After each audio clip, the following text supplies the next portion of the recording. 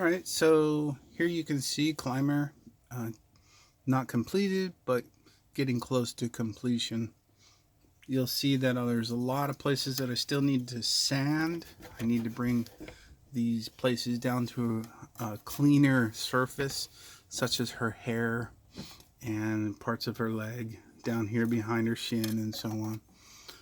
Her hand up here. Some of these areas of the hand need to a little more musculature in the arms, her back, maybe her legs as well.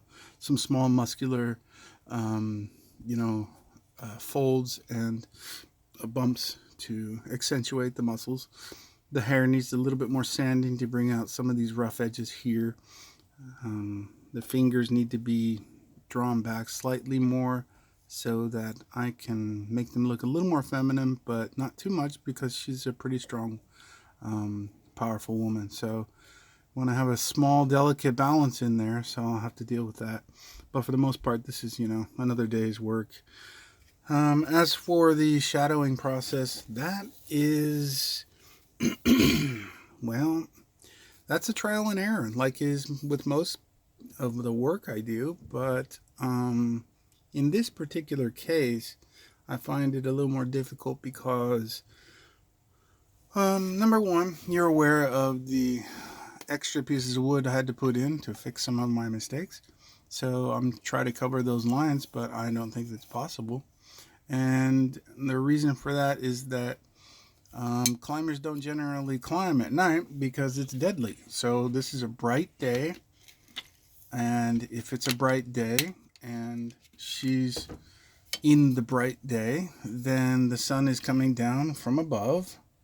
And if it's coming down from above, this whole area that you can see is pretty well lit. If it's well lit, then I can't darken it too much. So that puts me at a loss because there's no shadow that can really help me blend some of my problem areas. It is what it is. I'll do my best, but I don't know that anyone's going to want this piece when it's done. But I learned a lot from it, and I did finally determine what angles I needed, which was so tough for me. As carvers yourselves, you know that getting a piece down to that depth and having it start with really high depth is not an easy feat. So, maybe for a master carver it is, but until I get to that master carver status, I won't know, right? So, anyway, I will be adding a little bit of color. You know how that goes. It'll be a bit of shadow in the crevices, leaving it as light as possible on the tops of the rocks. I'll be putting in darkness in the crevices, like I said, maybe a tiny bit of green or yellow or something to show a little vegetation in these areas.